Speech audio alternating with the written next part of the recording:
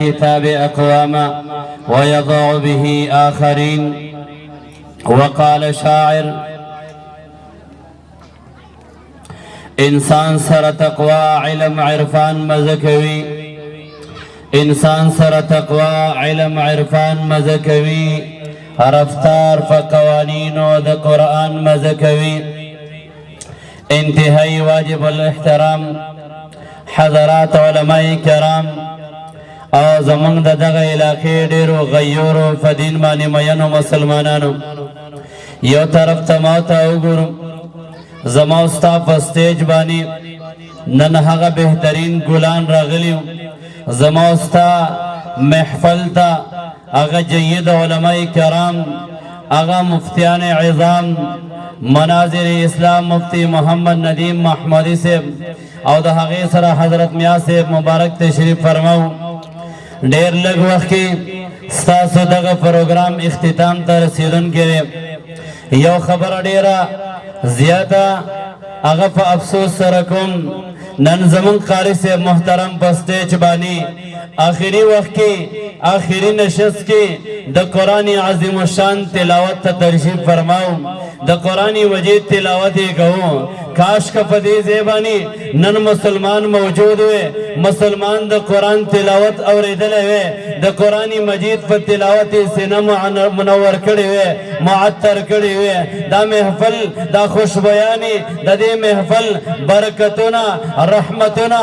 راحتونه، اطمینان او سکون په خپله سینه کې ځای ورکړی وي. بیا به ډېر خوند کوو، بیا به ډېره مزه کوله، بیا به دې انسان ته سکون میلاو شوی و. په سټیج باندې ناس علما دې ته به هم ډېر سکون میلاو شوی و. او که نن په دې ځای باندې آخر وخت کې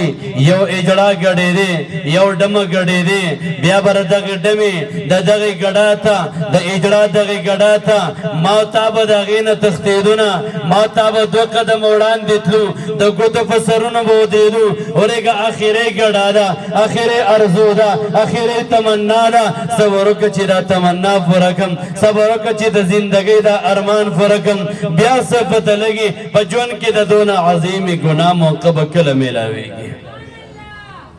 زما نبي فرمایلي: سيأتي زمان على أمتي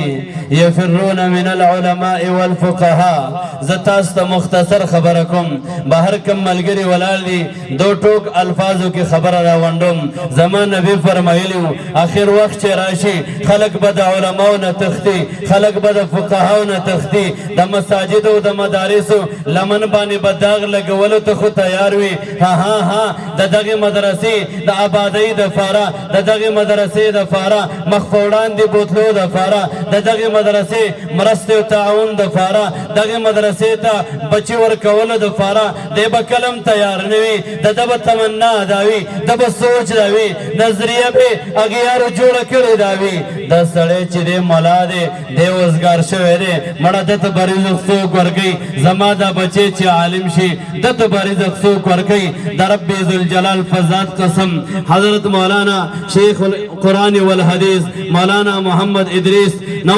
دامت برکاتهم العالیه ایو ځای کې تشریف فرماو. بیا بیان یې کوم. کله کله وي موږ ته ډاکټرانو تلاشو، ډاکټران وایي حضرت دا ګولۍ به په نهاره باندې خوري، دا ګولۍ به په مړه باندې خوري. زه ډاکټر ته ګورم، ډاکټر ما ته ګوري. ما وی ډاکټر صاحب موږ مولیان الله پیدا کړي داسې یو، موږ نهاره پیژنو نه، ته موږ ته د نهارې درس ته کومه راکې او د نهارې دوایي د کمې راکې. الله رب العزت د رزق وعده کړی ده که نه ده کړې؟ د رزق وعده چا کړې؟ ملګري لږ جواب راکوي. د رزق وعده چا کړې ده؟ د رزق وعده چا کړې ده؟ رازق څوک دی؟ روزي رسان څوک دی؟ حاجت روا څوک دی؟ مشکل کشا څوک دی؟ بیماری راوستونکې والا څوک دی؟ بیماری له صحت ورکوونکې والا څوک دی؟ چې کله مو عقیده دا ده چې رزق الله ورکوي، بیا د قرآن خدمت پکار دی که نه د دنیا لعین خدمت پکار دی؟ په ایمان یې وایي د دین خدمت پکار دی، د قرآن خدمت پکار دی که د دنیا لعین خدمت پکار دی؟ مختصر یو واقع طرف ته راځم. نبی کریم کریم علیہ السلام دور دے یو طرف تا صحابہ کرام تشریف فرما دی یو طرف تا آقای نامدار دے آقای نامدار منزو کو دا مخراو کردو یو طالب علم دے دا طالب علم پسف کے ہوگے شوے دے دے طالب علم تا روٹی نویلاوی گی آقای نامدار چکل دا طالب مخت گوری دا طالب چہرے تا گوری دا طالب فیشانی تا گوری داغین سبق اخلی داغین حالات معلومی طالب وائے کنا حالات وقف وقت بدلے گی رنگ دی زیڑے گی نازک حالات در باندے را روان دی وائے سم مشکلات دی درتا دا اللہ فضاد قسم دا طالب جواب ورکی دا محمد الرسول اللہ دا مدرسے طالب دے محمد الرسول اللہ آغا شخصیت دے دا رب کائنات فضاد قسم تر سوچی اللہ بدا ازمک نو فیدا کرے خدای بے نو سرگند کرے تر سوچی محمد عربی نفیدا کی دے داغی قصد دنیا تا در اطلالو نوے محمد عربی دولگی فحالات کی نشر و اشاعت دین کی اعلائی کلمت اللہ نفار لگیا دے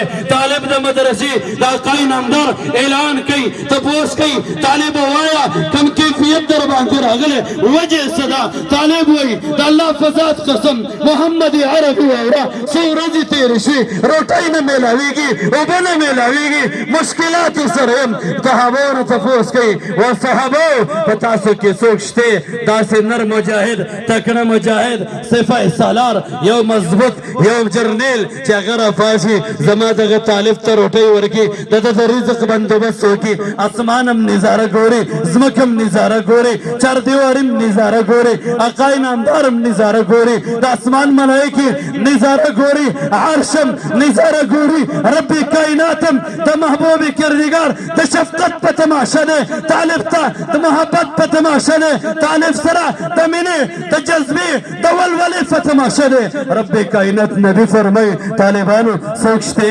زما دی طالب ته رزق ورکی د الله فضاد قسم وقت قال صلی ده هر طالب علم وای هر طالب علم د محمد رسول الله د مدرسې دغه جانثار دغه مجاهد دغه صفه سالار وای د الله رسول نن موږ سره ځان له خوراک سنشته والله العظیم کاش کنن سه ما بد محمد عربی په ملمه خوللی ما بد قال الله د قال الرسول په دې طالب خوللی ما بنه هر نو فرخه دغه وخم اسمان نظاره کوي محمد عربی اغم سنبی امومی صحابم سنبی امومی طالبم حالات اغه دغه غیر تروان دي بهوشی تروان دي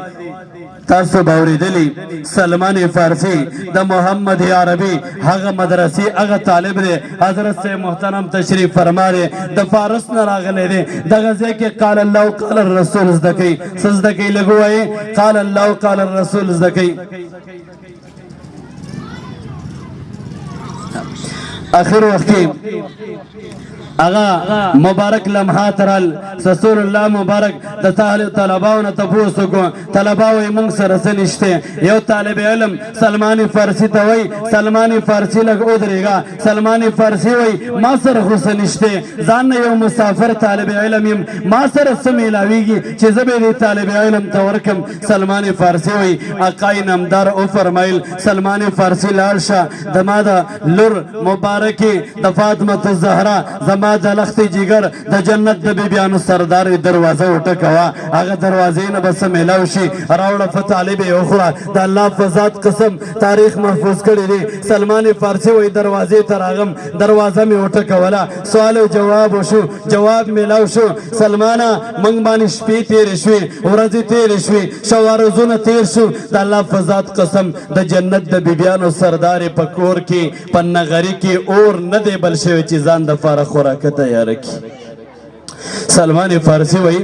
دمر دن امیدی جواب ملاو شو ماوی دین اخوا با ما تسرا کی ماوی دین اخوا بس ملاو شی صراحت و اطمینان با ملاو شی ما تاوی ها سلمان زیبانا پا دروازه ادرے گا پا چوکٹ ادرے گا لاس مبارک اغیلا بہر کا دخفل زر مبارک لفٹا اغا ٹکرے اغا مبارک چادرے رکھو لو کلے ہو سلمان فارسی تے دروازے پا چمک رہا ہوئیستا دروازې نیم کښ کې راوویسته وایي سلمانه د الله په ذات خپل قسم وي د دې یو لفټې نه اخوا څه شته نه دا ویسه په مدینه منورې په ښار کې یو یهودي اوسېږي شمعون نامې ده په هغه دوکان یې خرڅه کړه 2.5 سېره وربشې راوړه دې طالب ته روټۍ کوم سلمان وایي ما لفټه واخیستله د مدینې منورې کوڅو کې روان یم په چغو چغو ژاړم ځان سره د ژړا نه ډک یم د غم نه ډک یم الله ته متوجه یم ربه دغه طالب علم ربه دغه بهترین طالب علم د قال الله د قال الرسول خادم د الله ستا په ذات قسم ته خو دومره غیرتي تا د جنت د بیبیانو سردار لوپټه معاف نه کړه د خپل د قرآن د طالب نه دې قربان کړه الله دومره غیرتي د حسنینو د مور د عزت لوپټه د خپل طالب د قرآن د خادم د هغې د اکرام نه دې قربان کړه ربه دومره غیرتي د عقای نامدار د لخت جگر د هغې د لور مبارکي هغه مبارکه لوپټه د قال الله د قال الرسول د طالب نه دې قربان کړه دی وایي د مدینې منورې ښار ته راغم یو دکان باندې ګرځم دکان معلوموم چې د فاطمه الزهرا لوپټه خرڅه کړم او د 14مې صدۍ مسلمان سوی دا مولیان وزګار شوي دي ما باندې تیر شوي خفه کېږئ ما دا حضرت صاحب چې زما سره دی دا ما ډېر ښه پېژني ثناء الله صاحب زه د ده نه ډېر ښه واقف یم من کله کله یو جومات ته راشو حضرت صاحب دې خاطر باندې چې زما مدرسه آباده شي په دې خاطر چې زما د بچي د سر سوری پیدا شي په دې خاطر چې زما د بچي د قال الله قال الرسول په تعلیماتو کې رکاوټ پیدا نشي یو تبلیغي فاسده ما ته وایي دا د تبلیغیانو مرکز دی دا د تبلیغیانو جومات دی دلته به چاندنه کې مفتي صاحب راغلی د کمې لارې نه هغه ځای باندې سیده روان شه که ستا کمانډر هم راشي زه بدماش یم خلاص به دې راننه کړي د الله په ذات قسم زموږ شیخ صاحب محترم به فرمایل وایي د الله په ذات قسم که چانده سنت نبوي نه وی یو عالم به د چا په چوکټ کې د خپل قرآن د خدمت په خاطر نه ودرېدلی دا زما د محبوب سنت دی هغه سنت په خاطر په یو جومات کې درته ولاړ یو یاره د خپل قرآن سره مینه وکړه یاره خپل آخرت آباد کا هغه ملا ته مې وې هغه تبلیغي ته مې وې ما یې ته تبلیغي نه یې ته د تبلیغ په شکل کې لوی شیطان یې ته تبلیغي نه ته د قرآن دپاره د دین دپاره د تبلیغ په شکل کې لوی ناصر یې کم تبلیغي چې هغه صرف تبلیغ مني مدرسه نه مني دی د دین لوی دشمن دی کم مجاهد چې د جهاد په جامه کې جهاد مني د نور شعبې نه مني جهاد په جامه کې د دین لوی دشمن دی کم مدرس چې د دې مدرس په شکل کې صرف مدرسي مني مدرسه مني نور شعبې نه مني دا د دین په شکل کې د دین لوی دشمن او غدار دی الله دې موږ او تاسو د دین د غدارانو نه وساتي الله دې زموږ او تاسو مالونه جانونه وختونه هر څه په خپل دین باندې قربان کړي د الله په ذات قسم یو خوا موتایو موتا 10 روپۍ ورکو بل طرف ته رب کائنات دی ورځ د قیامت یو حدیث درته وایم یو سړي سره به یو نیکي وي حضرت صاحب تشریف فرما دی دی به وایي یو سړی به راشي یو نیکي به مور نه غواړي پلار نه غواړي ټولو نه غواړي نه میلاویږي دا یو سړی به وایي دا یو نیکي زما سره ده هسې جهنم ته روان یم دا ته واله ته بې جنت ته لاړ شه زه دې جهنم ته لاړ شم احکم الحاکمین به وایي ته دومره غیرتي یو نیکي دې مسلمان ته ورکړه دی دې د جهنم نه بچ کړه زه چې ته دې بچ کړه ته د زه غیرتي ستا نه احکم الحاکمین 1000 چنده زیات غیرتي دی بې حسابه بې کتابه ورسره جنت ته ځه د الله په ذات قسم کما ته په مدرسه کې 1 روپۍ لګو الله به زیاتې راکوي که نه به راکوي زیاتې به راکوي که نه به راکوي کما ته 1000 روپۍ لګو الله به 80,000 راکوي که نه به راکوي که 1 لاک لګو 80 لکه به الله راکوي که نه به راکوي خو کاش که زما ستا دننه باطن صفا شي زما ستا نظریه صفا شي زما ستا عقیده صفا شي زما ستا یقین د الله په ذات باندې جوړ شي بیا به هر څه جوړ شي هر څه به برابري معاشره به برابري دا مدرسه به جوړ شي دا رچا محتاج نه ده د الله په ذات قسم حضرت ناس دی تاسو په خپله مشاهده وکئ کوم ځای کې د لوی نه لوی مسجد چې جوړ شروع شوی دی کله پاتې شوی دی چرته چې جومات شروع شوی چې دا به جوړیږي بنیادونه شوي 15 روپۍ نه دغه جومات چرته پاتې شوی دی دا جومات چرته پاتې شوی دی